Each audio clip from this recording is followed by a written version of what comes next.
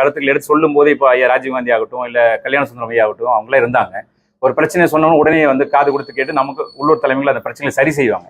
இப்போ அடுத்த கிட்ட தலைமையில் எங்க யாருமே இல்லைங்க. இப்போ இதுக்கு முன்னாடி ஒரு ராவணன், இந்த ஜெகதீசன், அந்த மாதிரி ஆட்கள் எல்லாமே இப்போ யாருமே இல்லைங்க. எல்லாமே அமைதியாயிட்டாங்க. யாரை கேட்டாலும் பொறுமையா இருங்க, கடந்து போங்க, இதுதான் பதிலா இருக்கு. அப்போ நம்ம எதுவுமே பண்ண முடியாத சூழலா இருக்குங்க.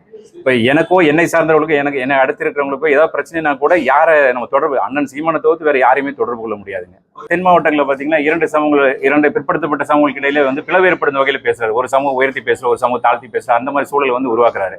அது நம்ம உறவினர் நண்பர்களாக இருப்பாங்க, அவங்களுக்கு பதில் சொல்ல முடியாத சூழல் நமக்கு ஏற்படுது. மக்களை சந்திக்கும் போது நமக்கு பெரும் பிரச்சனைகளா இருக்கு. களத்தில் இருக்கும் நமக்கு பிரச்சனை இல்லை. அது மாதிரி தாங்க. நான் நம்ம கொங்கு பகுதியில் சொன்னேன் இல்லைங்களா, அந்த பிற்படுத்த இவங்களை அருந்ததி சமூகத்தை பற்றி பேசினாங்க இல்லையா, வந்தேரிகள் அப்படின்னு சொல்லி சொல்றாங்க இல்லைங்களா. அவங்களோட பங்களிப்பு சமூகத்துக்கு பெரும் பங்களிப்பு இருக்கு நமக்கு. அவங்கள வந்து அப்படி நம்ம புறக்கணிச்சிட முடியாதுங்க. விரும்பிதான் வந்த நானே. இப்போ நான் அவர் சொன்னதுக்கும் அந்த வரையறைகளுக்கு தகுந்த மாதிரி நடவடிக்கைகள் இல்லை, மாற்றம் இல்லை, வெற்றியை நோக்கி